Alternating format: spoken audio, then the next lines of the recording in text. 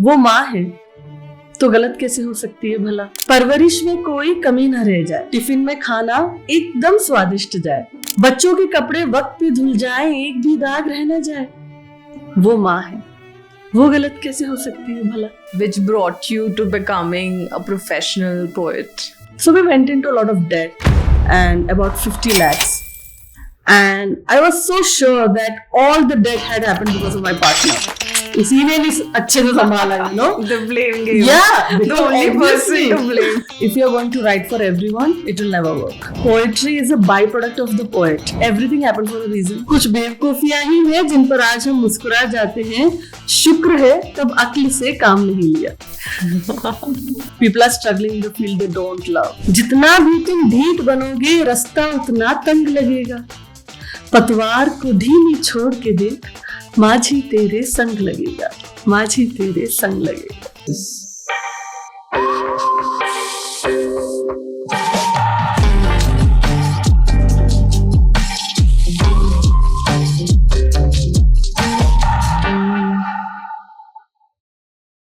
Hi Anamika. Hi. Welcome to our show. Thank you, Neha. It's a pure delight to have you today. And for the world, she's a poet, a storyteller, a truth teller, and as she beautifully puts it, a spoken word for the unspoken world.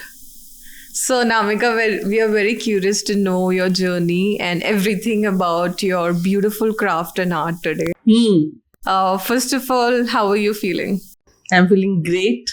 This is a lovely studio. Thank you for having me. And because we had a conversation before this as well, I was really looking forward to this conversation because I know it's going to be really good for me as well, you know, just having this free-flowing kind of a discussion with you. So thank you. Absolutely. Same here. Very excited to hear your story. So I think let's start with, getting to know your journey of coming into poetry. I mean, poetry is such a beautiful craft and it is sort of faded in the world, and you reviving it back itself is a very enlightening aspect. So can you take us back to your childhood and, the milestones, the memories you remember profoundly, which brought you to becoming a professional poet? Yeah. So beautiful that you asked me about the childhood. Yes. Instead of asking me about the professional journey of it. Yeah. because it links to your... And you always need to figure out, it took me a while to realize that I have been a poet since my, childhood kind of a time. But because as the people that we are, it takes a lot of time for us to realize that, okay, this is what you are doing and you want to be called as. Even today, I can't call myself poet completely, absolutely, That's your modesty. Yeah, not even modesty. It's like you haven't done that amount of work to be called a poet. So, and you know where you are lacking and you know everything about you. It's just that, the perception of the people that, okay, you are a poet because you have written poetries. Yeah. Not much maybe. Lekin my childhood particularly was everything about poetry and all because my father was a poet. Oh wow. And the DNA. Yeah, and I never realized it because it was more like a school competition thing where you need to recite Hindi poetry, and because I was born and brought up in Kerala, Hindi sort of thing was kind of my responsibility in some way, that if there's a Hindi writing competition, elocution or something, I would be nominated by default, not by the mode of skill or something, but because you come from a North region, so you're going to do something in this competition or something, right? So I used to narrate my father's poetry. I used to narrate poetries of other poets that my father used to, prepare me for. So he had a wonderful way. He would have a page written about the poet, and then only he would come to the poetry part of it. So he would make me know more about what the poet wants to say in the poem, where does he belong to, what is his inclination or her inclination as in terms of topics or the region that the person talks about. And then I gradually realized poetry is a byproduct of the poet. It's more than just just a bunch of words or something, but the relatability comes from the experiences of the poet. So I think I grew respect for this, the whole art and craft while I was doing this exercise with my father, and he had a wonderful way of putting a tune to the poetry. So there used to have some rhythm to it. It was never kind of conversation kind of that kind of poetry. We all had this collective love for chand writing. So chand mein likhna means rhyming mein likhna, or there is certain rhythm to your poetry which is there to all kinds of writing. Even if you read a paragraph out of a book, you will read it in a rhythm. Wow. There is a rhythm in it's everything. ingrained. It's ingrained. But it was so beautiful to narrate poetry in the school written by my father and of other poets as well. And then life, happened. I got into English copywriting for about 15 years. I was doing my own thing. I started my 2 brands, my startup along with my co-founder, who is my life partner right now. Oh, beautiful. What startups were these? So the first startup that so I came out of PG diploma in advertising and public relations. So we thought, okay, let's do something in brand communication space. Me and my partner loved everything about brand building, from the entire story writing about a brand and everything, profiling of it. Such a need of the hour. Yeah. So we did that for 5 years. And then we took a step back and we thought, okay, let's do something in the product space. So then in 2015, we started a merchandise brand by the name of Utpatang. And what a name. Name branding is our thing. We just love putting names to the thing. I think you guys rock it. So we used to do licensed merchandise for film production houses, for events, and for celebrities as well. So we did for Justin Bieber, A.R. Rahman, and Amir Khan production, the film production house, Shemaru, Z Media, and everything. And then that's where the whole dynamics of our life changed, because we were not business people who could understand the financial part of it. We were more passionate and creative kind of, more of an artist. Yeah. And right now I have come out of a lot of understanding the finance part of it, but that time I was very novice, I think. So we went into a lot of debt, and about 50 lakhs.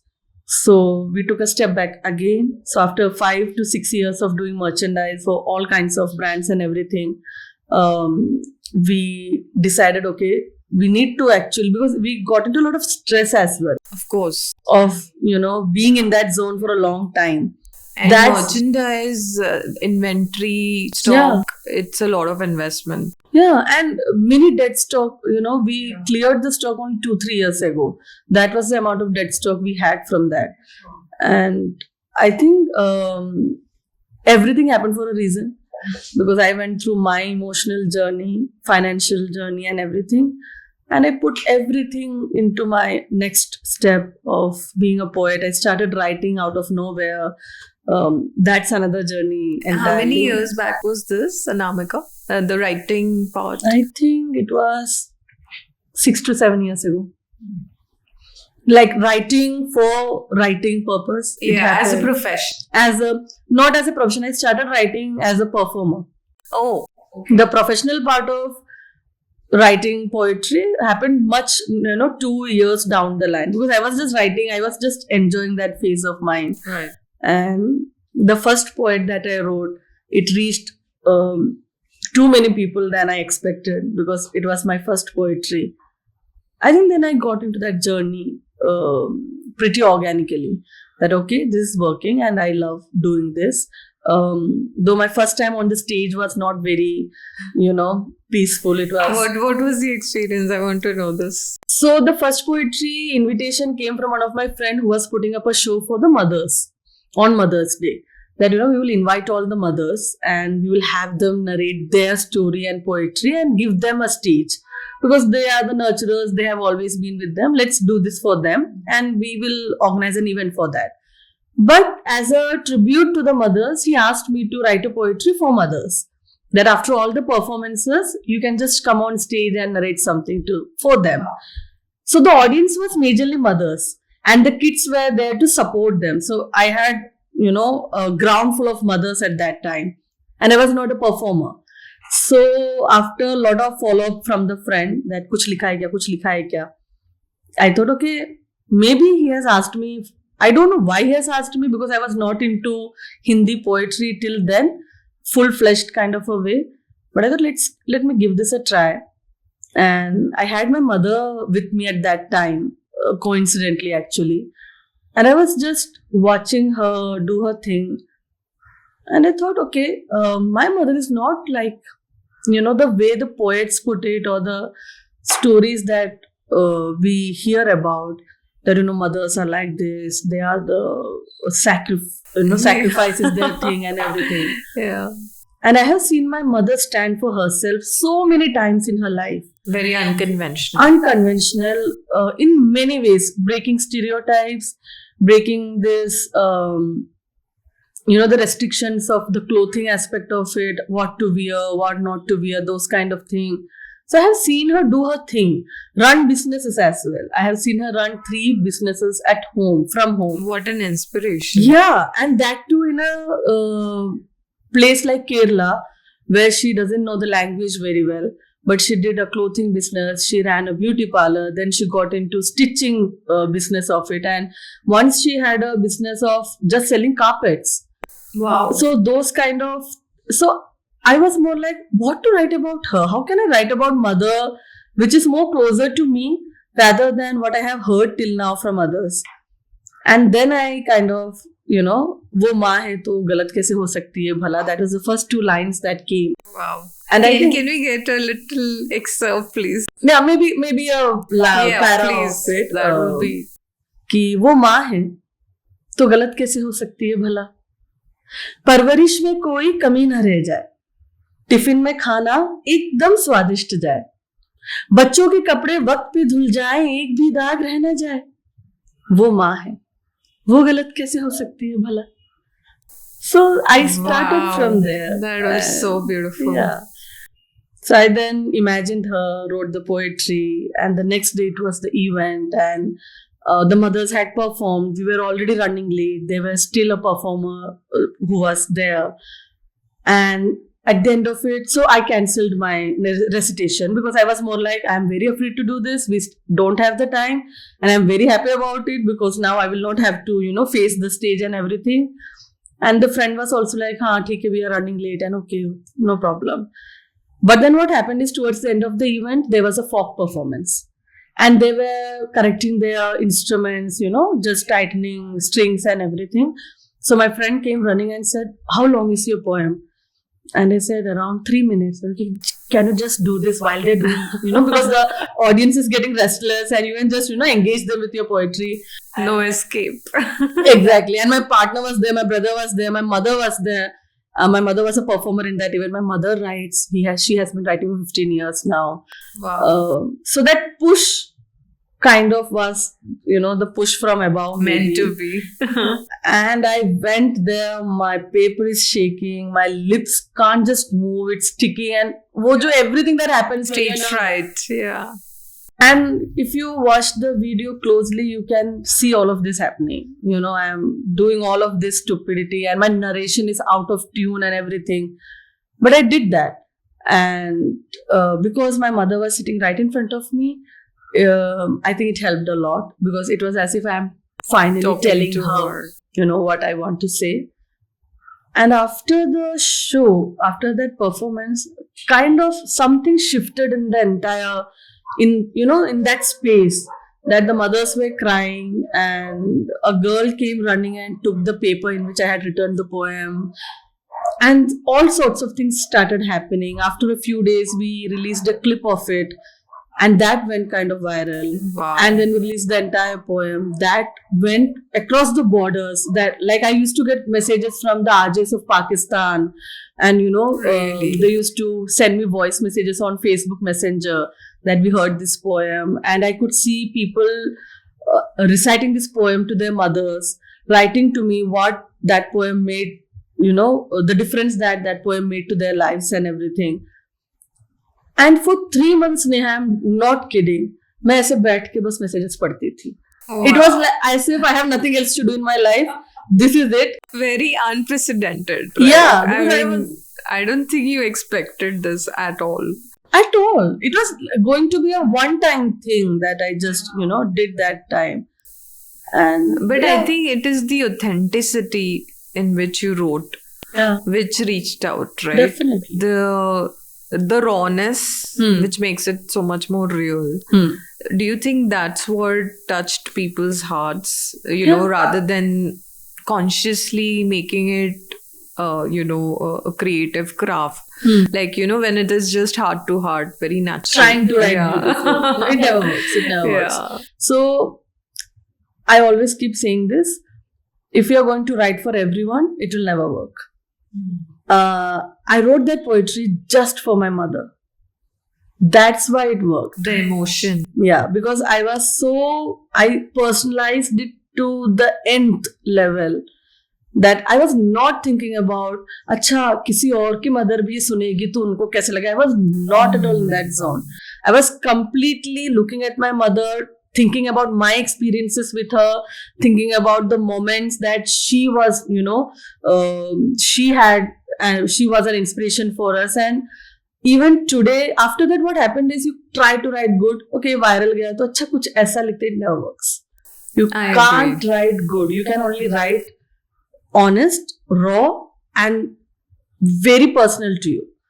अगर मैं उसके बाद में पापा के ऊपर जो लिखा, that too happened in a very similar way. I wrote it for my father, and so in the past 7 years, if there is something I can say, you can't write good poetry. You can just write.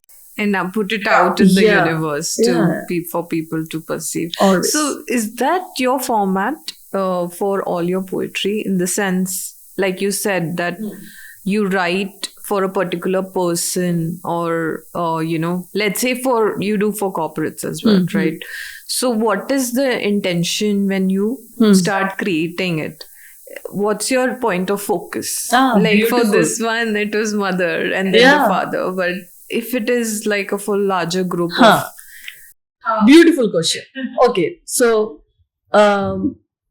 if I'm going to write for corporate, if I'm going to put up a session for corporates, I will go back to the person in my life who is living that life, the corporate life.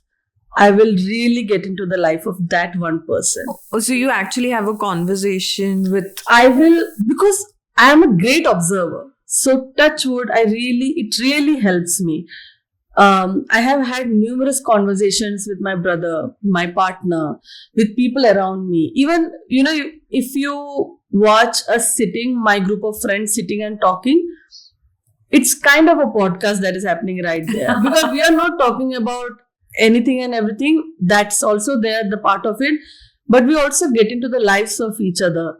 So when I talk to my brother and when I watch him talking on the call, taking the stress of that space, and managing and doing his thing within the family circle, and then stepping out of it in a second when it's a call from his office or something, everything. So when I'm going to do something, I'm going to keep him in mind. I'm not going to keep 50 people in mind. So you have references around Yeah. you, real life. Yeah. It's more or less like acting, right? You absorb emotions and But I don't write on behalf of them. yeah. I write, for example, again, it's nice perspective to put it out.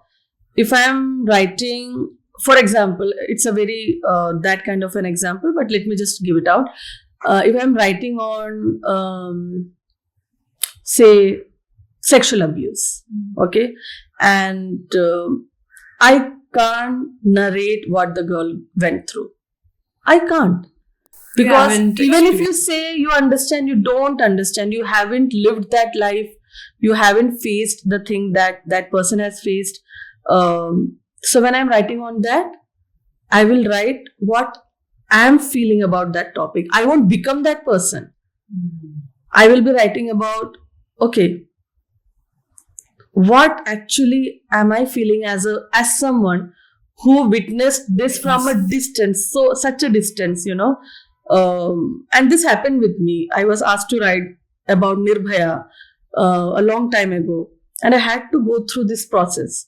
It was a very tough piece of writing because I thought I will have to gather the experience and write something about it. But no, I was not supposed to write about that. And then I sat, and the first line was something like, what can I write about something or someone who couldn't say a word before she could go away from us. The line was around this. So I think the writing, everyone has a process. So my process is just either going inward or just focusing on one person in my life. And then it kind of, so you can say it's a format, but I don't like to put it in that way because, in my creative world, I'm supposed to break formats. And I'm supposed not have formats. You can say it's a flair of writing. Like maybe in my head, I have a process. Yes, I do. We can say that it's a organic but a structured organic format in a way, maybe. Which has just come up on its own. Quite. Wow, that's beautiful.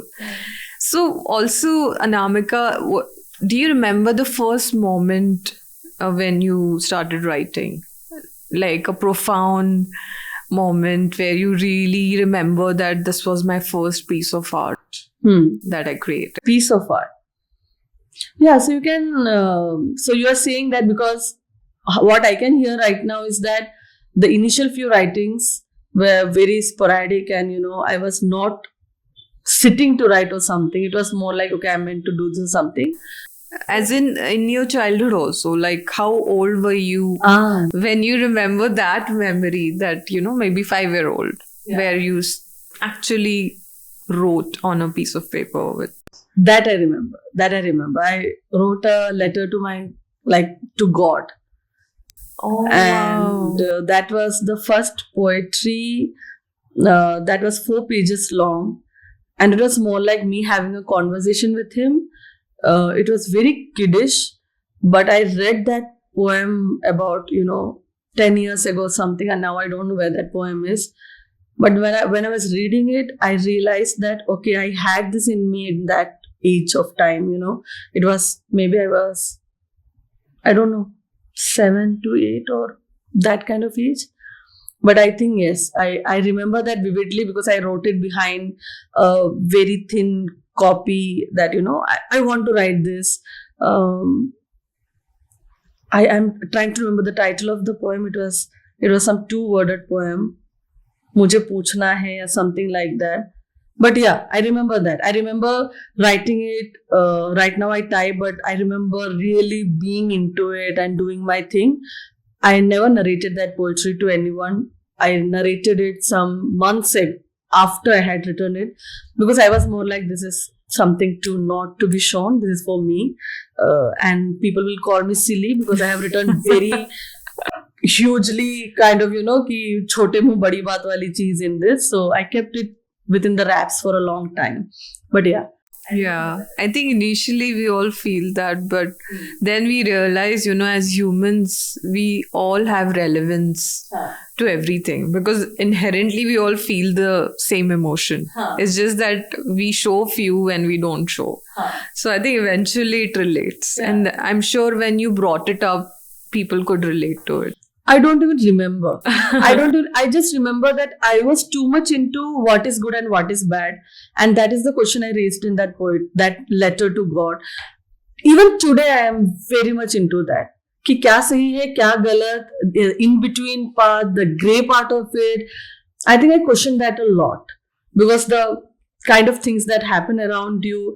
I even question the rule book that we have of being the good person, of not being loud, of not being too questioning and those kind of things. So even today, I kind of try to have that kind of conversation with, myself first. But that was the core context of that poetry that I wrote that time. So I think I am still in that mode of figuring that out. Yeah, the quintessential questions, right, of human life. Yeah. What is right? This reminds me of this quote, it's a French quote. It's called raison d'être, and which means there's nothing right or wrong. everything is meant to be. Huh. So which means that whatever negative things are happening on the planet, so when you say the criminals and the crime is also meant to be, it's part of nature's plan. And the right, of course, is the positive side, because I think it's all a part of the cycle. Eventually that's what you realize. And it's very evident also. I can't even negate a part of it, this concept and this thought process, because we went through a lot of, the downs of life, and the life I'm living right now, I'm able to experience right now, would not have been possible if I was not going through that. And that could have not happened if there were no bad elements of the society involved in it. And now I'm wondering, I don't know what they gained out of it, but I gained so much out of it. So whenever I'm doing something, even if when I'm discussing something and someone says, that person is like this person does this, I'm like, maybe that is absolutely fine. Yeah, you maybe become that so works for them. non-judgmental. Yeah, बहुत मुश्किल है. It is so difficult to be in that space. Consciously, if we do, it's tough. But if naturally you become that person, which is, like you said, it's a part of our evolution. With our experiences, you come to that stage where it's effortless. You can't judge even if you want to. I think that's a beautiful state to be, because I think your lens of looking at people becomes so neutral. It's disturbing to some level, because you want to be angry, you want to say the bad things, and you want to be this really, but because now you can see you want to know the story of that person, you're more like, why is this person behaving like this? Maybe, maybe something is not good in that person. So now what happens is I'm more like, how was your childhood? Oh my God, I do the same. Yeah, because the formative years, the first 8 years is what actually governs your personality. Even the insecurities of your life, even the way you react, even the anger in you, even the sadistic part of you, even the negative aspects of you, everything has a reason there. They did a study on criminals, right? Recently, where they figured that why a person becomes a criminal, because of the first formative years, they go through so much trauma, which brings them into this. So you start looking beyond the physical, the obvious, the deeper layer of a person. So I think, it's beautiful to come to that state. Yeah. It's a practice. I can't even say I have come to that stage, because I will have to take a step back, and I'm like, and it's very relieving as well. It helps you.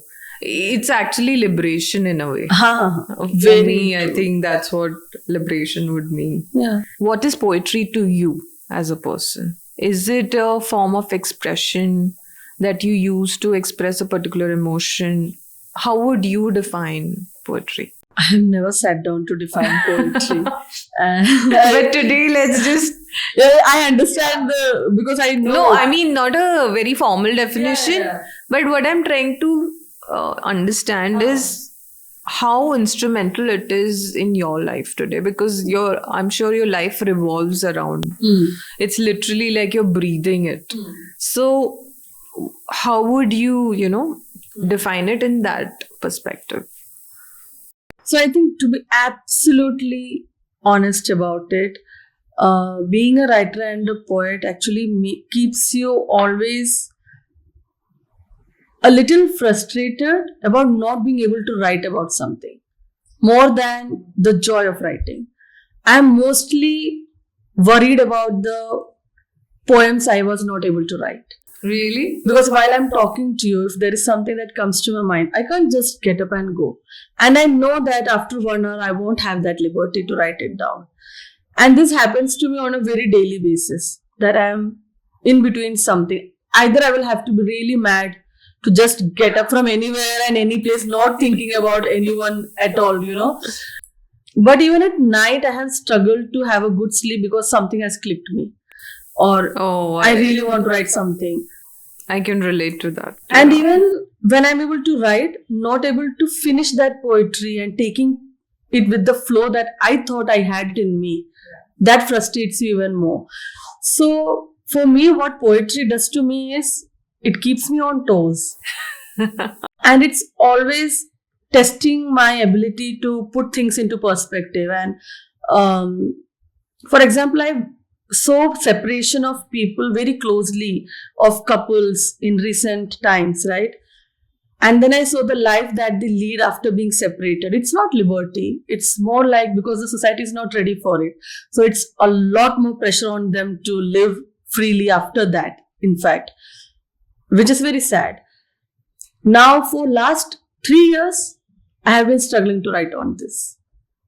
And मुझे लगता है कि हम बोलते तो हैं कि हाँ poetry is about expressing, and for me poetry always makes me wonder why I'm not able to express this, why I'm not able to bring this out into words or as a form of poet. And if I try to write on it, it won't come out good. It has to naturally come. It will have to be at a point where I'm absolutely sure about it and I'm like absolutely in the flow. And that poetry really helps me also. It heals me on the way. I'm like, oh my God, this is, I just did this. I just released from whatever I was going through. It's very heavy profession in my sense. That's a very interesting perspective, which I think very few people would realize, From the outside, it looks like you're into this flow state of creativity. Yeah. But the internal, that chaos that we all go through. We are yearning for the flow. Yeah. As a poet, we are more like waiting for that. And that wait is so profound in one way and so heavy in some other way, because now if you want to convert it into a profession, you will have to write on command. And that's where the whole dynamics of the craft changes. And though we have been doing it for years now, the real release or the relieving part of it comes when we are doing it for ourselves and we're just doing it and the people are absolutely loving it or, just touched by it in some way. So yeah, that's what poetry is for me. And I think this is the first time I have been able to put it into words, because isse pehle I was more like, poetry is alright. It's like, this and that. But no. It's very difficult to keep being just go on being a poet kind of a thing. It's a life which is not so great because you're always struggling to put things into perspective in some way. I think it's a dichotomy. Yeah. The peace and chaos, kind of, how they say. And I think every time you release, you have a period of peace, but then you go back to that chaos sort of that you spoke about. But it's beautiful. It's beautiful. Absolutely. That's the whole purpose. Because if I'm very fine with what I'm doing, that means I'm not challenged enough. That means I'm not doing things above my bar. I'm just within my limits doing things. I will never feel irritated or frustrated. Where I actually feel frustrated is where I feel like I want to push myself beyond this and I'm not able to do this. The pressure of it. So I absolutely love being, and I think I am very privileged to be struggling in the field that I love. Yeah. People are struggling in the field they don't love. Yeah, at least this is better. I want this. This is what I want. So, okay. So the God is like, okay, now do it. Do your thing. You have been given a partner who is absolutely there for you. You have been given a family. You have been given friends and everything. The whole ecosystem. Yeah. If I put up a show in Pune, I have people who are like, okay, let's do this for you. And what all can you ask for? What more can you ask for from this life? But that's where I keep my acknowledgement at one part. And then I want to be honest with the aspect of it's not always creative and fancy. It's not that. It's very cathartic. It's cathartic in some. So Anamika, I mean, you beautifully explained what poetry is for you.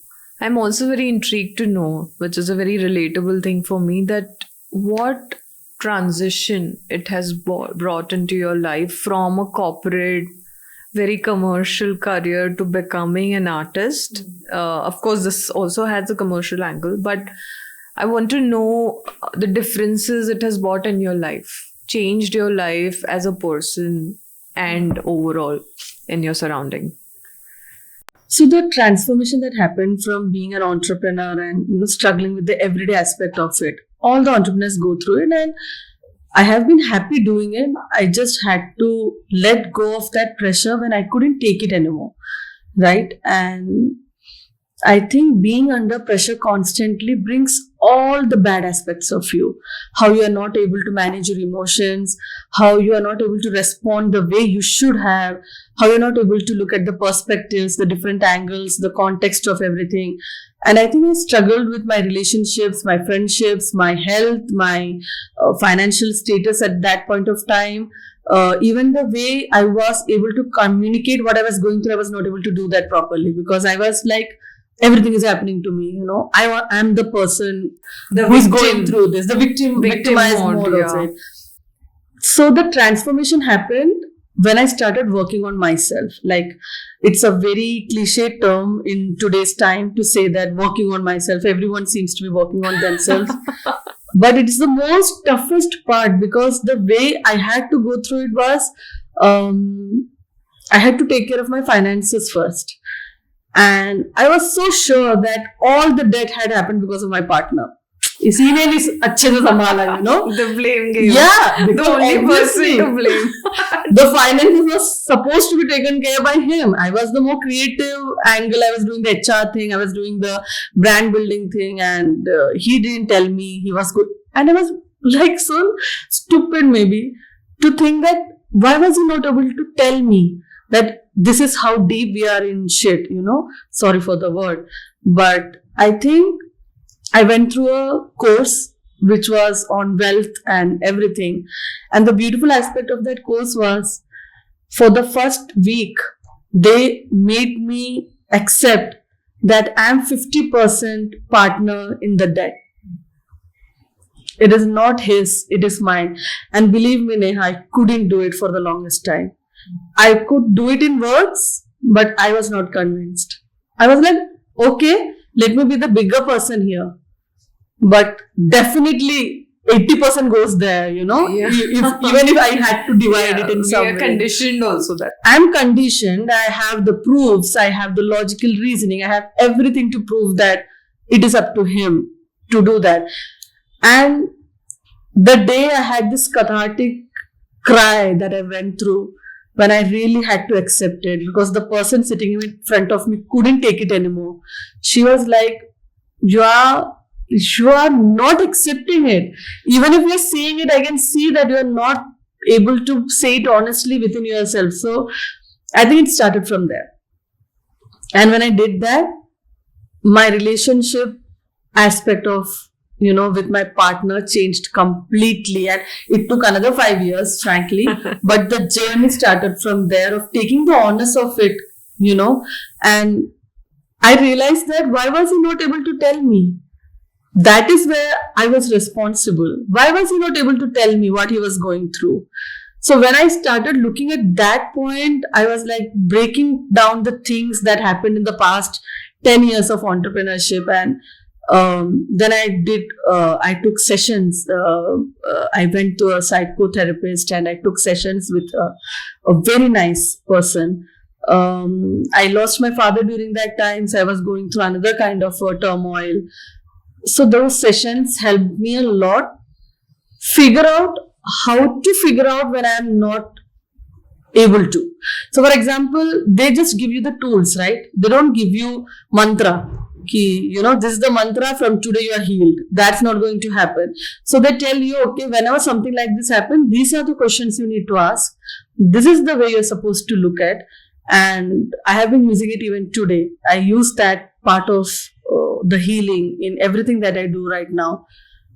But then this poet's journey started, and I put everything into that space. I think that would be the healing part for you. Yeah. When you started expressing through your poetry, I think that's the best way to heal. Yeah. Right. Wow. So therapy, in the sense, you took a particular therapy, or was it just counseling? Counseling. Okay. Counseling. I took counseling, and at one point I had to really take nerve relaxants to just help me absorb what the person was trying to do with me, because the therapy sessions are only possible when you are in a state of mind to surrender yourself. You can't push someone to, okay, you are not doing good, go and take a therapy. It doesn't work like, it's not a Saridone that you can take and be with it. So I think I became so aware about myself, the way I behaved, the way I talked, the way I reacted. Everything became so alive in front of me, and it was not easy for me.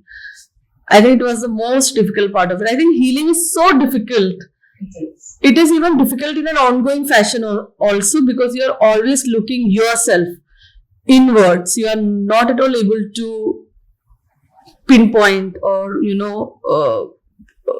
finger at someone. This is the cause of my worry or something, because you are the person who is behind everything. Yeah. So I think the poem writing started when I could really say honestly what I wanted to say.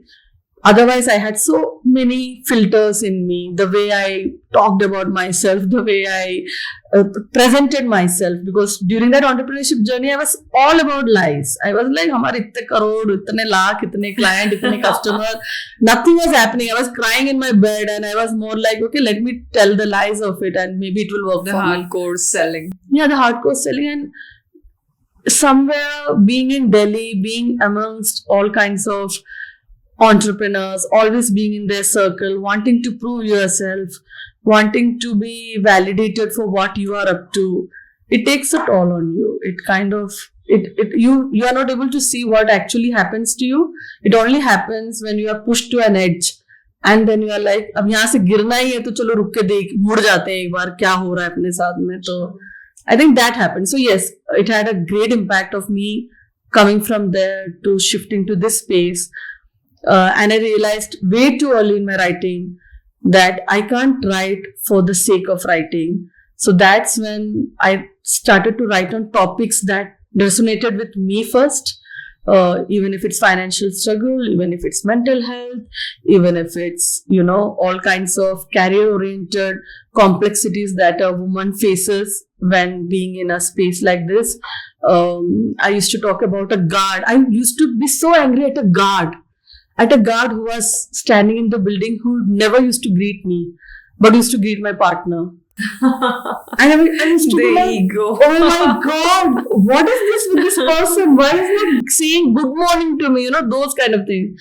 And it's a beautiful journey. So the transformation is ongoing. But So today, what are the emotions you relate to in your life? If you can name some emotions that you experience on a daily basis as compared to what you experienced before, like you said, the stress part, the darker side. But today, how would, let's say, 5 emotions that you would feel are the highlights of your life today? I don't know if I can answer this properly or honestly, or if there is a way to do it. But for me, the first kind of emotion that comes to my mind is empathy. Again, it's a very kind of a term that I don't know how many resonate with it. Before I feel any kind of emotion, I take a step back. Even if it's anger, even if it's happiness, even it's something I want to feel so excited about. I have kind of learned to take all kinds of emotions on a similar scale. So it's not that I'm feeling so happy, then I'm feeling so sad. So where I can feel myself experiencing something is, I'm in a constant mode of looking at myself. So even if I'm in a happy zone, if everyone is laughing, I'm laughing my heart out, there is a part of me that is looking at me, that is kind of watching me, that, am I laughing because everyone is laughing? Or am I laughing because I am feeling the joy of it? Am I really feeling joyful at this moment within this group of people or something? So for me, the emotions have become so entangled or neutralized. Yeah. That's the right word, maybe. The balance, like you neutralize everything, and that's actually a very beautiful state to be. It's considered to be the highest state of self-awareness.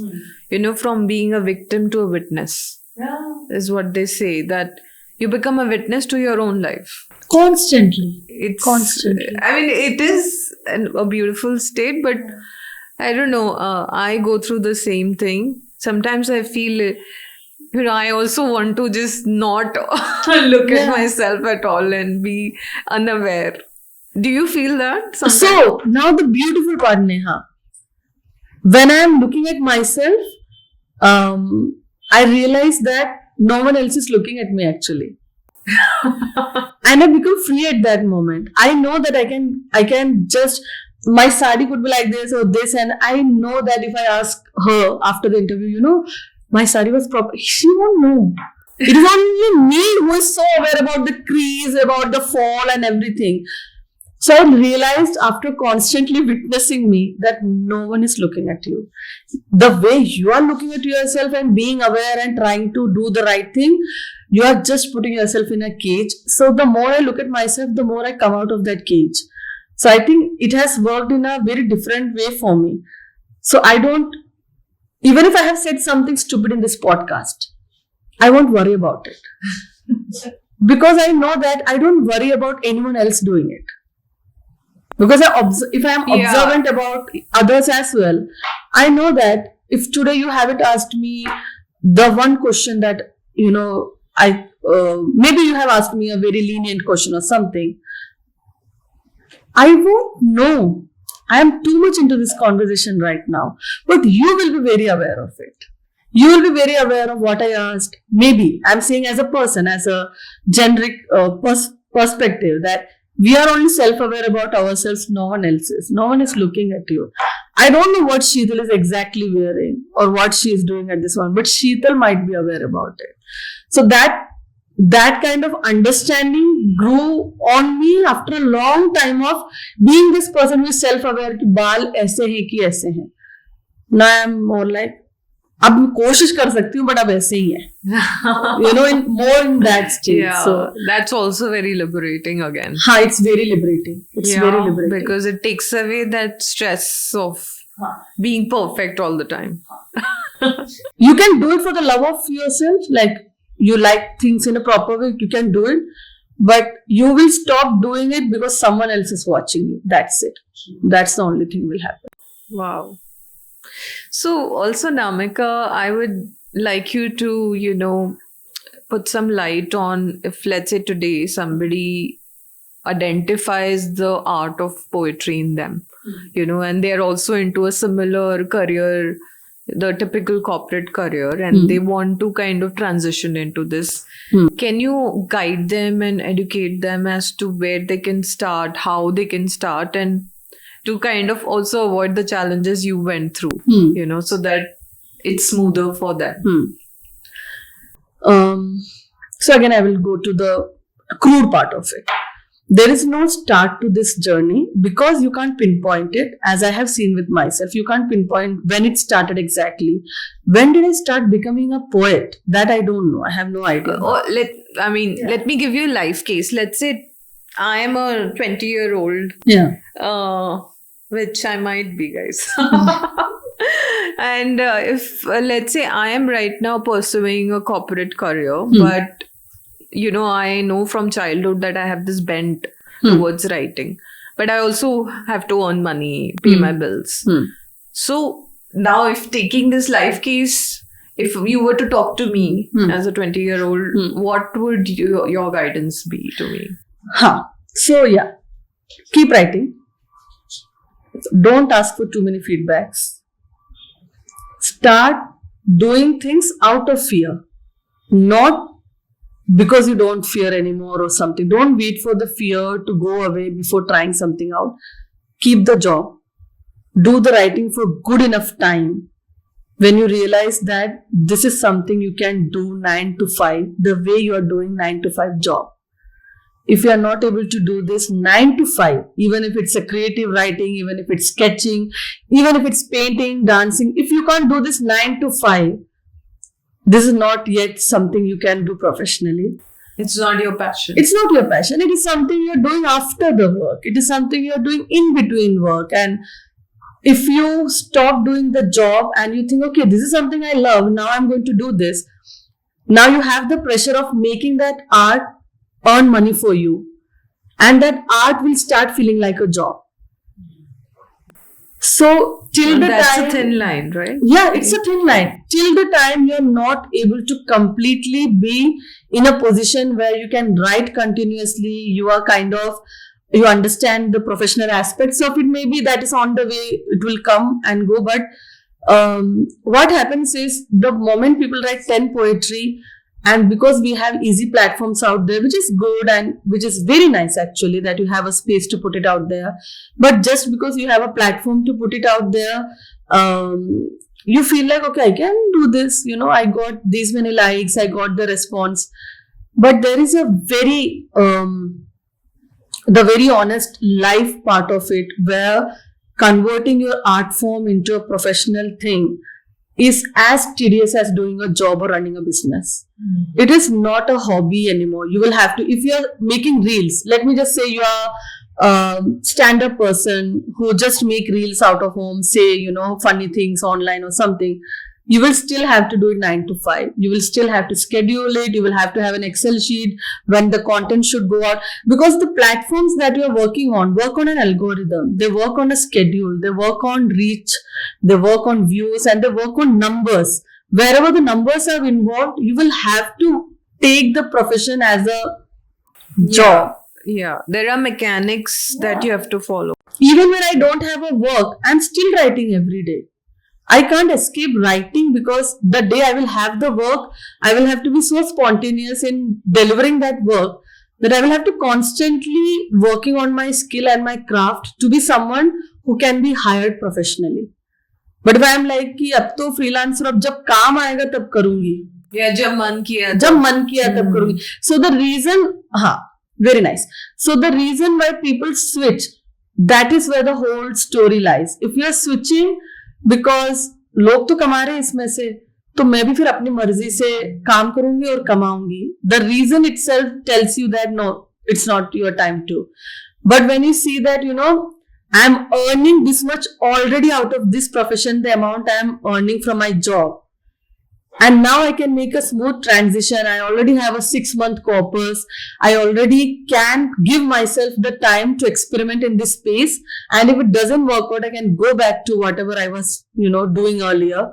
That's the very sweet spot of taking that jump. That's, you know, leap of faith actually. So for me, I was still doing writing, the English copywriting. I was working for brands. I was doing my thing continuously. I was looking for work. Poetry was something that happened on the way. And then COVID hit and things worked in favor of me, because there were brands wanting to still do work, still put out videos without having to produce at their end. So I used to put my camera at home and produce the videos for them. The timing was the right. timing was right. And I still struggle at now even. I still struggle with that. But then I have understood the way out of it. You know, I know where the money lies, and I know where the craft needs to be protected. So I take those things. I don't have the ego of writing bad. I am not like, until unless I have written a really good thing, I won't deliver to the brands. If it works for the brand, I put it out there. I am like, yeah, okay. I think it's a fine balance. It's a fine balance. There's a name attached to it. So there's a respect that you want to keep with your craft. But then I know there's a deadline. And also there's no end to it, right? I mean, creativity, you can go on. But to structure it in a timeline probably helps. At least it's out in the world to consume. To be consumed and then come to the next piece. Yeah. Just keep creating. Keep moving. Yeah. If this has not come out the way you want, okay, create the next one. So that speed is the speed of anything, even if it's in business, even if it's a creative craft or something. I think the speed of execution is a great equalizer to everything that is happening beneath. The rocky thing that is happening, even with not work or this and that. The ideas that you have, if you have enough speed of executing it, everything falls into place. Wow. It's like एक बहुत बड़ा एक ऐसे juggling होती है, and then, you know, the coins, if you just juggle it quickly, they will just fall in the right space. But if you are like, okay, let me just put the one coin at one space and stack it properly. That's so beautiful. In fact, I think it's also like a dialogue between you and the universe, right? When you're putting out a creative piece, until you get a feedback, it's an incomplete process, right? Like I'm saying, if you constantly keep putting out, your dialogue also becomes more refined. And your art also goes better, right? Yes. So, yeah, amazing. So, what you're trying to say is, let's say if I'm starting, first thing is I have to identify whether it's a hobby or just a recreational part, or I have enough passion for it to become a career. That's the first step, right? Are you completely in love with it? Are you completely in love with the negative aspects of it? Overall. Yes. So if I'm in completely love with you, I will love you for all the wrong reasons as well. Embrace. But if you're like, okay, got into this profession thinking that it will going to serve me, it's going to serve me in this way, but this side I don't like of it, then you're not in love with it. So that's why I say I'm very privileged to be struggling in the field I love. Because I love the negative aspects of it, and that's the struggle part of it. Putting up a show, selling the tickets, and not having enough audience at times, and having the audience at times, the good part of it, getting all the accolades of writing something which you know that you won't be able to replicate ever, and then not being recognized even when you thought you have written something wonderful. These are the negative and positive aspects of it. So if you are fine with it, step into it. I mean, jump just into putting yourself out for people to judge it. your craft itself is very courageous, I would say. So hats off to you. Hats off to you. Everything is a craft, right? Everything. Yeah, we're all trying our best. So let's say that is one. Let's say now I identify it's my passion and I can do it 24/7. And then you're saying that keep writing for a while with the job. And so what is the point where I know that now I can quit and completely full-time get into this craft? I believe there is a sign that really something shifts in you. You keep reaching out. Okay, there is a space where you are writing poems, and then you are posting, you are sharing, you are doing this with that and that with that. You are going to open mics, performing it, seeing the audience react. And then there is a point where you realize this is what I meant to do. This is something I'm absolutely comfortable with all aspects of it. I embrace it. I love being on stage. So if I am always kind of avoiding the stage, and I always find it very, what to say, the poets who are like, I have written something, can you narrate it? I can't do that. I will have to say my thing from, it should come from me first, because I'm so excited to read out that to you. I'm not caring about how I'm narrating. Am I pronouncing it right? I have a written good enough or something like that. So if you're not able to narrate it in your own words or the way you want to, there is a sign that comes where you know that this is what you're meant to do. So that happened with me much later. When I decided that, okay, now I'm going to put spoken word performer under my name. That came much later. Otherwise, I used to put brand consultant, brand communication, those kind of things, because that's where I identified myself with. It took some time, even after I had written good enough poetries and performed. But it took some time for me to actually write spoken word poet below my name. So I think that comes to you when you are ready. And मुझे लगता है कि the surrender part of it really helps you. That, okay, what I'm looking for a sign. And then keep watching for it. And that will come to you. So, wow. Being aware about is very important. That तुम्हें क्या चाहिए, you should know. You know, even if it's the confusion, so you will have to ask, okay, I'm confused. Give me a sign to remove this confusion. That should be your ask. Your ask shouldn't be make me a poet. Give me a stage. That shouldn't be your ask. Your ask should be something that can lead you to an answer. So I think whenever I'm feeling so bounded by my own thoughts, I try to figure out what am I exactly seeking here. where am I struggling here exactly? Then I put it into a sentence that easily can help me relieve myself from that burden of figuring out. The once I have put it in a sentence, it's like now it's not my job. It's something someone else is going to do it for me. So yeah. Wow. I think, yeah. That's amazing.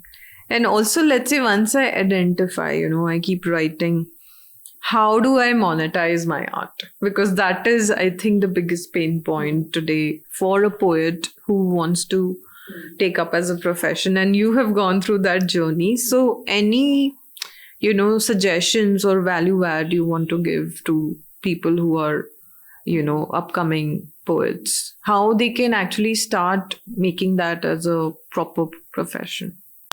So I think the way I look at it, the way I have learned while doing it, and I'm still learning. So I realized that you can be doing the same thing, but you can package it differently. I can package it differently.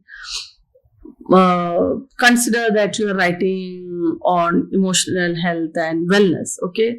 And maybe I'm writing for gender stereotypes and equality and those kind of things. What we kind of try to do is what we are good at, we don't stick to it. We wander around it so much that we are not able to monetize what we are really good at. So I have realized that once you have realized that this is what you're good at, if you are good at writing on emotional health and well-being, but you're right, nahi, but mujhe phool patti pe likhna hai. Do that. But you should be able to identify what comes easy to you, what comes naturally to you, organically to you, and what you're able to put into perspective quite organically without having to struggle around it. So when I'm talking about gender stereotype or mental health or wellness, it comes naturally to me because I have gone through it. So now associating with people who want to express these aspects through different art forms, I will have to package myself for them. I can't go up to them and say कि मैं कुछ भी लिख लूंगी. I write on everything. No, I will say, you want this, I'm very good at it. The niche Of it. You will have to figure out and do everything. Everything works at the end of the day. But the packaging needs a niche. And within that package, doing other things become easy.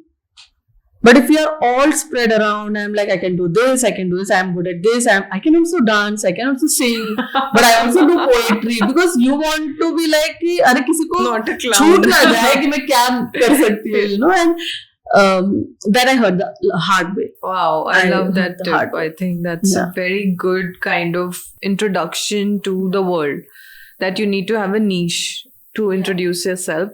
And let's say, how do I make myself a brand? Like in the sense, what are the platforms I can use? Can you also give some guidance on whatever I create? How do you structure that and put it out? Because you have a channel, which is amazing, guys. You have to check it out. It's called Batton Ki Bakwas. It's very entertaining, very meaningful. And I love your packaging. I mean, so something for the upcoming. So if you want to be a brand, treat yourself as a business. You can't treat yourself as a freelancer or as and when you want it kind of a person. You are a full-fledged business now. I love that. Yeah. That is so important. I learned it the hard way. Yeah. You learn it the hard way. You're more like, I'm Anamika Joshi. No, you are Batton Ki Bakwas. You are BKB. You have a logo. You have a platform. Whenever you do a production of ad film, you write a BKB production. You hire people. You team up with the people who match with your energy. You outsource work. You don't do everything by your own. Even if you know how to do it, you kind of take help. That is the first part of being in a business, that you are not going to do it alone. You are not like, but यार मेरे तो 10 views ही आते हैं, अब इसके लिए मैं थोड़ी edit कराऊंगी किसी और से. Then you're treating yourself as That's an individual. exactly why you need to. Exactly. So the moment you start treating yourself as a business, you start becoming the brand.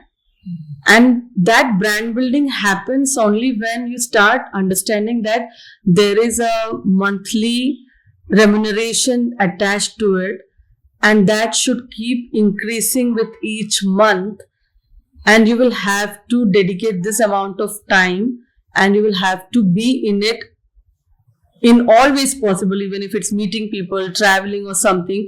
You can't do this once people start recognizing you. You will have to do this when no one knows about you. And even if I came to you 4 years ago, I would have talked like this maybe. Even if I come to you 10 years after this, I will talk to you as a brand. Because I think knowing yourself as a brand is the first step of it. I had this beautiful conversation with a poet, okay? And she was like,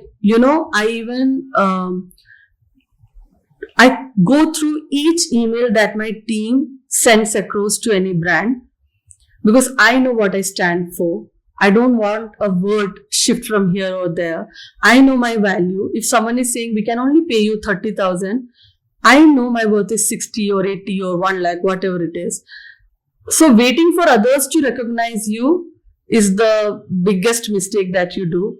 You will have to recognize what you are worth. Even if your closest acquaintance or friend or partner is saying that, "Tu zyada mang rahi hai." Oh. And you, at that moment, you should be saying, "No, I don't think so." I know my worth. Yeah. So being able to do that at every step, because that's a pushback. That's a great pushback. And that comes from their insecurity rather than they judging you. It's a reflection. It's a reflection of what they are not able to come out of, right? So I think in this creative field, you face that a lot. कि पैसे नहीं भी है, पर सामने वाला कम भी दे रहा है, but it's not the worth that you're looking for. And brand building actually goes through that process, that you will have to create a brand out of you so that you can actually start being the brand that you were behaving like. So you might be behaving like a brand, but you become the brand after a point when you have gone through all of these experiences of that. I think when you take it more seriously is when the world takes it seriously. Is because art finally is also a business, and that combination is beautiful. So I love that. Thank you so much. And this sentence that you said, you taking it seriously, which means if I have a schedule of sitting to write at 11 o'clock, even if I don't have a boss, even if I don't have any other place to go, even if I don't have an office, and I'm supposed to I'm at home and I have all the time in the world, okay, but I need to take myself seriously and I will sit at 11 o'clock for the first 1 month, 2 months. Others will be like, "Arey, but please open the door, go and do this because you are at home, we are in the office," and those kind of things. When you just stick to your routine, continuously, the discipline, by the 3rd month, they will start respecting you. Yeah. It took me a few months before my family started saying कि नहीं 11 बजे तो उसका writing session होता है. Yeah. Because I used to always get a call about 11:15, 11:30, and I used to say that I'm in a writing session, even though I'm doing it alone. Yeah. I used to say that I'm in a writing session. I will call you at 12 o'clock. And now it's a point where my sister is like कि मैं तुझे call करने वाली थी फिर मुझे याद आया तेरा session था. Yeah, exactly. That's how seriously we'll have to take starts from you. It starts from you. Absolutely. This reminds me of my book writing, when 4 years I was writing my books, like my family used to wonder what am I even doing with my life, because until it is launched and it is out in the world, they have no clues and you're judged by your closest people, and for your good, of course. Yeah. But I completely relate to what you said, and it's a great tip that take yourself seriously first, value yourself, and follow discipline. And like you said, take it as a business. Because I've seen a lot of artists, amazing artists, just with this logic of being organic, they feel business is organic. Yeah. That's completely delusional, right? I mean, business has a structure. Finally, it can only be business if it has a structure to it. And now here comes, so I don't know if I'm navigating away from it, but there was this really good author who is now, making films and writing films. He came and started explaining to me there was, this author, this writer who used to start writing from 7 o'clock and would not just stand from his desk till 6 o'clock in the evening. And even if there are guests at home, they would just come and go. He wouldn't get up and everything. Those kind of things. And I said, okay, but what was his wife doing at that point? He was able to do that because there was a wife serving behind the curtain, serving the guest and doing that thing. So when I say discipline, I also say there is a responsibility attached to it. And I also say that when you glorify people who do things without, taking care of other aspects, they are privileged to do that. You will have to acknowledge that. But I'm saying if you want to start being a brand or something, put aside 2 hours of your time.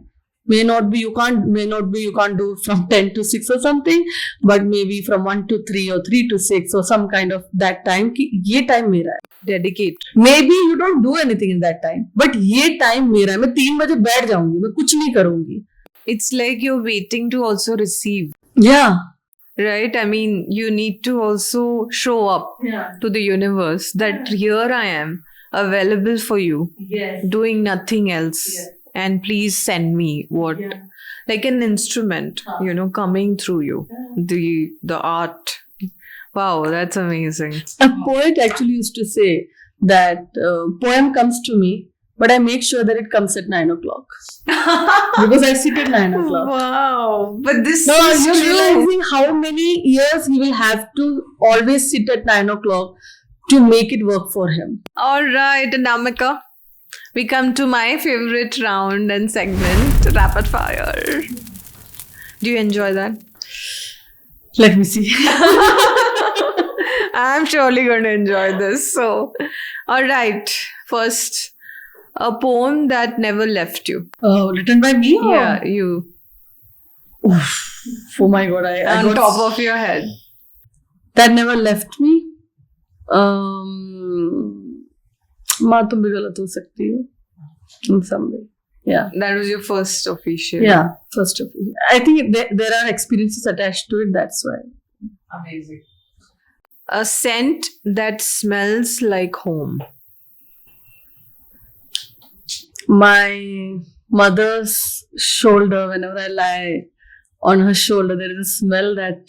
Wow. So I can smell that with my partner as well at times. So I can actually. Wow. Amazing. A phrase that keeps you grounded. That keeps me grounded. Do it for the fun of it. Lovely. A fear that you have outgrown, that you had. What will people think about me? I think we all relate to it. A dream you still hold. A dream, very vague, but I think I still want to be clear about what I want. Still figuring out. Still figuring out. Amazing. Okay, so we are going to the next segment now. It's not a rapid fire, but something to do with your craft. So I will give you, few situations and you can probably narrate a poetry which reminds you of that, or maybe spontaneously say something on it. Okay. Whatever you choose, right?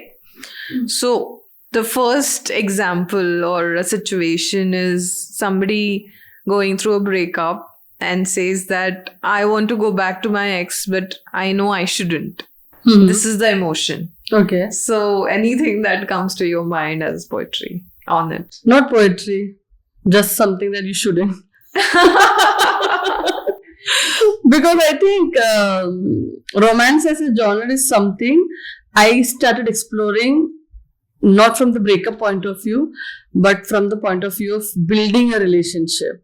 So when it comes to that emotion, I have always realized that if there is a reason that you have broken up from some place, it's always to move ahead of it, not back to it. So yeah. But have you written anything on this I subject? wrote on my partner, but it's more like letter kind of a thing that I read in rhythm, which I don't know by heart, but I have written 2 lines, which is very silly. Okay? It's very silly. Irshad. It's not even a poetry, but I wanted to tell someone how much it means. What happens when someone who you have lived with for a long time goes away and something happens to you and you don't have that person nearby to say, what just happened. So I had written that कल दरवाजे पे मेरी उंगली आ गई थी और मुझे तेरी बहुत याद आई. Oh, nice. How It's cute. more like The I little got things. hurt, but I have no one around to say that I got hurt. So The child in you. yeah. Wow, beautiful. Second, I feel like I'm failing at being happy. Mhm. So constantly, a person is feeling that I'm not able to be happy. Something that comes to your mind. I don't know how it relates with it, but all the failing aspect, how we think that we were stupid, we had no idea what we were doing or something, and we remember those times as painful times. But when I wrote about it, it was more like कुछ बेवकूफियां ही हैं जिन पर आज हम मुस्कुरा जाते हैं. कुछ बेवकूफियां ही हैं जिन पर आज हम मुस्कुरा जाते हैं. शुक्र है तब अक्ल से काम नहीं लिया. Oh, wow. You need to have such experiences to laugh about later. So just don't try to be happy all the time. So just be silly, Stop trying. stupid. Yeah. Just be. Yeah. I love that. Okay. Third situation. Somebody is feeling that their body is changing, in a certain way, and they hate it. Like they're not happy with how they look, let's say. Anything on that? So not poetry, but again, I am a great believer of working on a skill set of yours, harping on it, that everything else matters nothing. Like it doesn't matter how you look. You feel confident because you are so good at one thing. So dedicating yourself to one craft in your life and pushing yourself to be better at it, it minimizes and, it takes away all the insecurities from other spaces. So even if it happens the way how you are looking, how fat, thin you are, everything, when you're not satisfied with how you are leading the life. And a simple way to do is to catch on a craft or a hobby or a art form and then work towards it. It's a beautiful journey to perfect yourself in that. Go deeper into it. आपकी बहुत सारी insecurities बहुत वो हो जाती, dissolve हो जाती हैं. तो मुझे बहुत लगता है कि अगर आप स्विम करना अच्छा लगता है और आप स्विमिंग में बहुत अच्छे हो, आपको और चीजें भी बहुत अच्छी लगने लगेगी. आप और जगहों पर भी और सहज हो जाओगे और कॉन्फिडेंट हो जाओगे. So I think with body shaming that happens around people, that we can't control, but this is one thing that you can really. Yeah, I think anchor which point, is a yes. validation for you. For yourself. For yourself. Yeah. Self-validate. Because you don't realize that अगर आप एक चीज पे better होते जाते हो, the moment you start working on it and keep getting better at it, there is something जिसका ripple effect आपको और जगह दिखने लगता है. Your relationships start getting better. The way you speak about yourself start getting better. True. Because now you're confident that if I put my mind and focus at one thing, I can do anything. So that discipline starts replicating in other areas of life. तो वो मुझे ऐसा लगता है कि that is where you should focus rather. Beautiful. The last one, something on finding your purpose.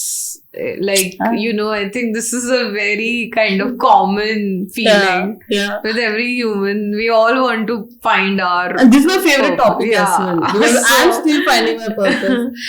So for this I have something to share. Yes, please. कि तुम जुनून ढूंढ लो या सुकून ढूंढ लो. So we are, in between finding our passion and finding peace. And we're always juggling between these two, because when we are running behind passion, we are like, we are not getting the time to take a pause. My God, what kind of life is this? When you are peaceful, you are like, everyone is running ahead and I'm getting behind, and how long should I be in this state? तुम जुनून ढूंढ लो या सुकून ढूंढ लो, तुम अपने हिस्से का 2 जून ढूंढ लो. Now 2 June means basics of life. There is a कहावत in Hindi कि इंसान को 2 जून की रोटी चाहिए, which means he just wants home, shelter, food, that kind of thing. But today, if we see more deeper into it, our basics have changed a lot. Your basic is something else, my basic is something else. तुम जुनून ढूंढ लो या सुकून ढूंढ लो, तुम अपने हिस्से का 2 जून ढूंढ लो.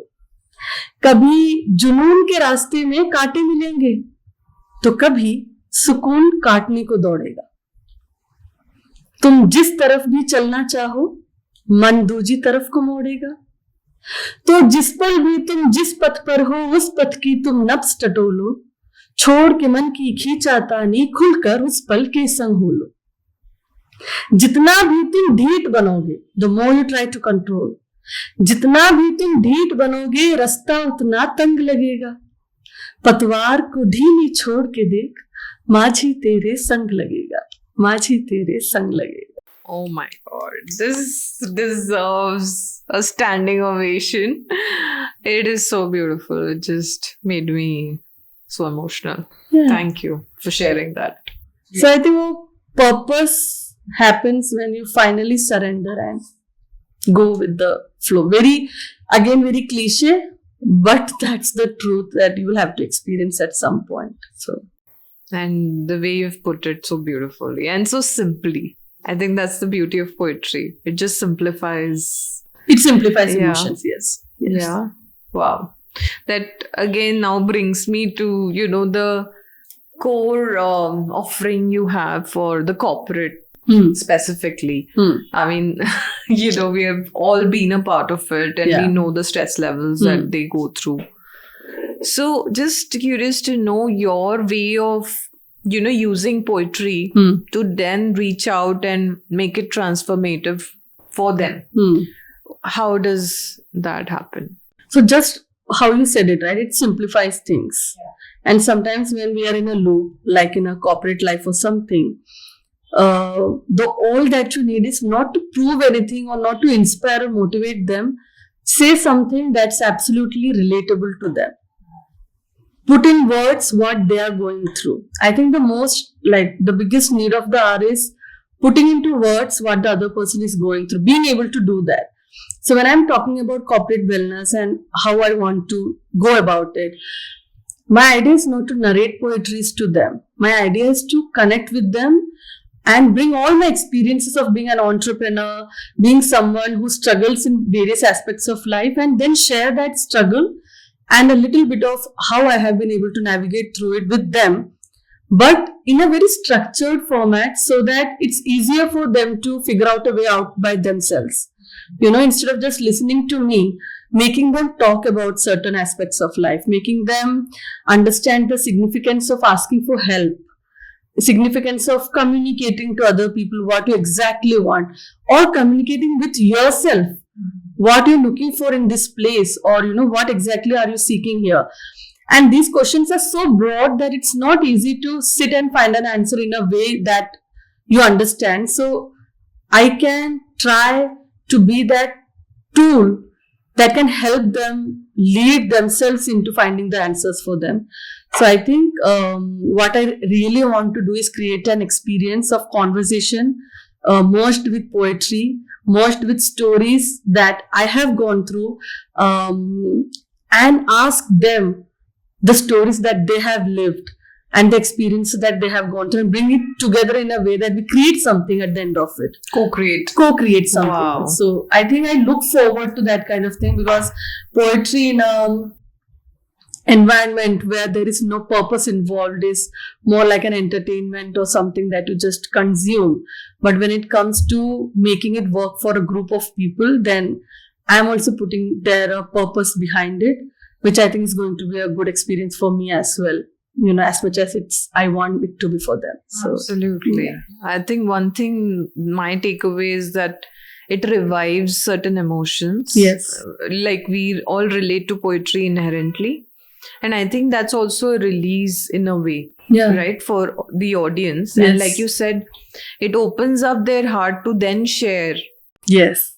It's like that trigger point. Yes, it's like if I'm being so honest, you will start being honest. Yeah. It's a very kind of energy transfer that happens. That- contagious. yeah. in a If way. I'm going to say that I have struggled financially, and this is the time I have seen in my life, then they're like, okay, is this something that we can talk about? Okay, let's talk about this. So I'm not going to do a transformative thing or something. I'm just going to lead them to visualize what is out there for them, and maybe they find power in themselves to finally take one step towards that direction in that 1 hour, and maybe then take the journey the way they want. So yeah.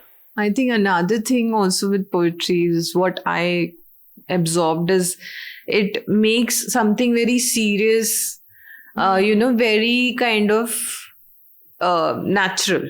And consumable as a capsule, Yeah, easier to yeah. gulp down your throat. Like we are all in it, kind of. Yes. It makes it more common, yeah. so that you don't feel like you're the only one. And yet you are like, this being talked to me, this being pointed at me. Yeah. That's the beauty of Beauty. it. That there are 50 people sitting there, and it is being set to, the conversation is meant for 50 people, but each one is feeling that this is just about me. This is being said for me. This is what I needed to hear. So I think that kind of experience happens when you are absolutely raw and honest, and also vulnerable at the same time.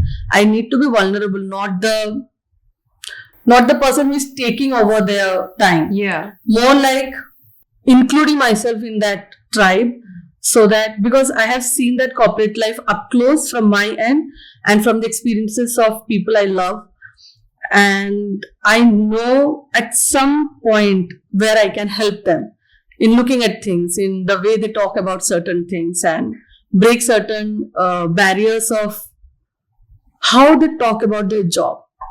The language, The language they self-talk use. also. The language they use. About their life. About That's a their game job. changer. Yes. Wow. That's it. Amazing. Also, some formats, which we can, or you use already in a corporate to convey certain messages or knowledge.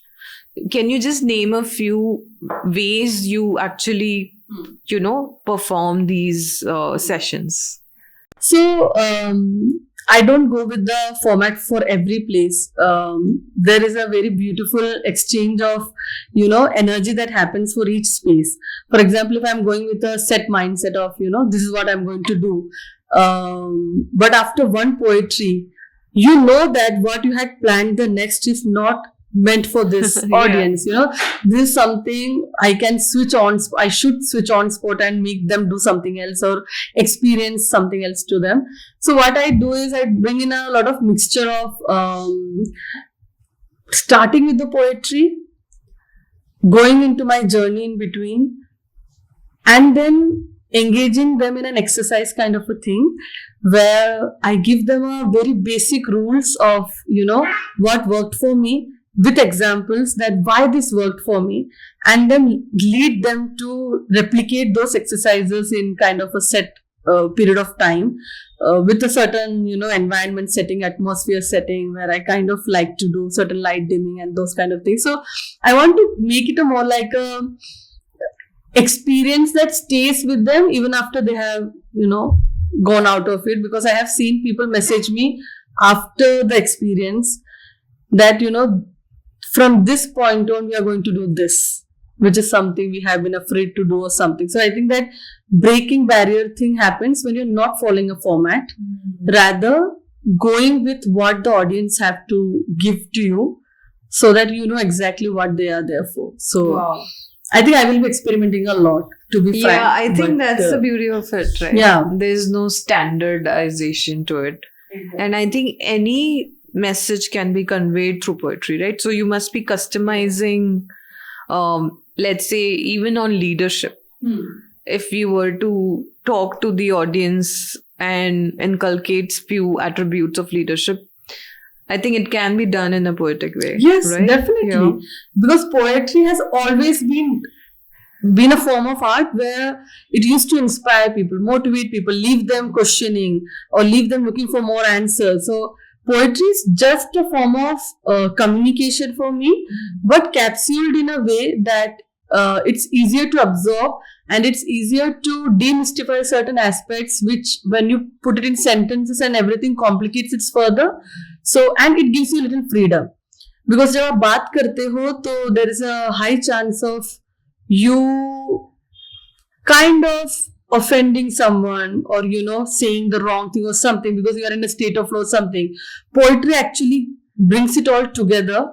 It can offend you, but in a very poetic way. It actually sometimes makes you feel the blow of it, but it helps you at the end of it. So I think poetry can do help in such way of Magic. leadership and In certain- many ways. Yeah. Wow. That's a very refreshing way to, bring out a message in the business world. Yes, I think. yes, And yes.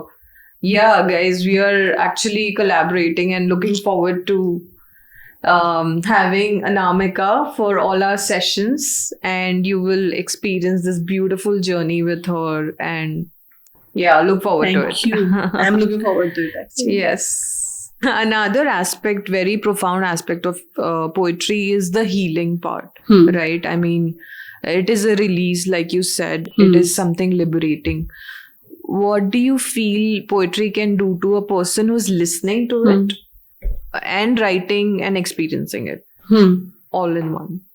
So for me, I started writing poetry not understanding that it's going to be a healing journey for me. Because when I started talking about topics that made me angry or made me feel kind of frustrated about certain things, and when I was able to put it into poetry, I realized that the emotion with which you write is the kind of emotion that happens at the receiving end of it when it's being narrated or when it reaches out to more people. So poetry, the kind of relief that comes from it is, okay, I'm not alone in this. So when someone says something about your life which you thought only you are going through, and which you thought you will have to face and manage it alone, and when someone comes along and says that I went through this, and this is how it helped me, or this is how I went about it, and you suddenly have this whole new world where you are like, I'm not alone in this, I can also do something about it or something. And it's not just about poetry, it's about other people sharing their experiences. But poetry, as human beings, we are very fond of something that comes in a form of performance or a rhythmic flow, or that has a beautiful way structured into it, so that it's easier to the ears, easier to the mind. And that's when I think the poetry hits your nerves the right amount of time. So I always say that the most profound things needs to be said very slowly and absolutely with no anger. And there have been points when I used to narrate a poetry with so much anger in me, because I was angry at that point. But the same poetry, when I narrate it now, I narrate it with a smile on my face. So I think it healed me in some way the first time I wrote, and what it did for me afterwards. So that's how Can you narrate something which is an example of this transition? So for example, Aakhir Tum Hote Kono. Aakhir Tum Hote Kono was a poem that came out from a experience of my close friend, and I was so angry with that discussion that happened, where they were talking about, the guy was talking about the girl he was going to marry, that this is allowed in our house and this is not allowed in our house. So the poetry starts with something like, देखो तुम मना नहीं करते, इसका मतलब ये नहीं कि तुम मान जाते हो. जब तुम साड़ी के बदले सूट पहनने देते हो, तो the way I start that poetry, it's with so much anger and rosh emotion. But now when I narrate it, it's more like, देखो तुम मना नहीं करते, इसका मतलब ये नहीं कि तुम मान जाते हो. So I realized that there is kind of a settlement that has happened with that poetry and with that emotion. That has happened with so many poetry, even with the poetry that I have written on marital rape, with sexual abuse, or with depression, with suicidal thoughts that people go through. So I think I will just give an introduction to the poem. It's a poem more about how someone struggles with emotional strength and has gone through the whole experience of giving up. and how we perceive someone like that in our society. So a more kind of a experience that I have gone through कि शायद उस दिन वो एक पल उस पर भारी पड़ गया, शायद उस दिन वो एक पल उस पर भारी पड़ गया. उस एक पल में बहुत ताकत होती है, तुमसे और मुझसे कहीं ज्यादा. वो पल आपको खड़ा भी कर सकती है तो आपको सबसे परे भी ले जा सकती है. उस पल की कोई तैयारी नहीं होती और ना ही कोई चेतावनी. कभी आपका ऐसे किसी पल से सामना हो तो तुरंत मुड़ जाना, किसी अपने के पास चले जाना या फिर किसी अपने को पास बुला लेना. मदद मांगने में पल भर भी ना लगाना, अपनी बात बताना, जी भर रो लेना, सब कुछ कर लेना, बस तुम चले मत जाना. उस पल के कुछ पहलुओं से मेरी मुलाकात हुई है और मैंने जाना है कि उस पल को रोका जा सकता है, पर उसके लिए एक समाज लगता है, एक पूरा समाज, एक ऐसा समाज जिसमें समझ हो जानने की, एक ऐसा समाज जिसमें सब्र हो सुनने की, एक ऐसा समाज जो पहुंच में हो, जो डराए नहीं अपनाए, जो हालातों से लड़ते हुए इंसान को हारा हुआ ना बताए. बड़ी हिम्मत लगती है अकेले उस पल का सामना करने में, तो जाहिर है कि सब हिम्मत टूट भी सकती है. इसलिए तुम अपना अनुमान मत लगाना, उस जाने वाले की हकीकत में अपनी कल्पना मत मिलाना. हो सके तो खुद को इस काबिल बनाना, हो सके तो खुद को इस काबिल बनाना कि समझ पाओ वो इशारे जो झांकते रहते हैं, कि सुन पाओ वो बातें जो अक्सर हमसे छुपाई जाती हैं, कि देख पाओ वो पहलू जो धुंधले से हैं, कि कर पाओ कुछ उस एक पल के भारी पड़ने से पहले, भारी पड़ने से पहले. Wow. I mean, just I have no words, but a lot of emotions. Thank you so much, Anamika. This has been one of the best experiences. Thank you. Thank you so and much. You are a beautiful soul, bringing so much art and beauty to this world. So we are very grateful to have you. And I'm sure we'll sit again and talk more deeper into this. Yes. Thank you so much for having me. It was a lovely conversation, and I think with every conversation I figure out a lot about myself as well. And with that purpose in mind, this was a beautiful one. Thank you so much. Glad. Leading this. Yeah, looking forward to having you again. Thank you so much.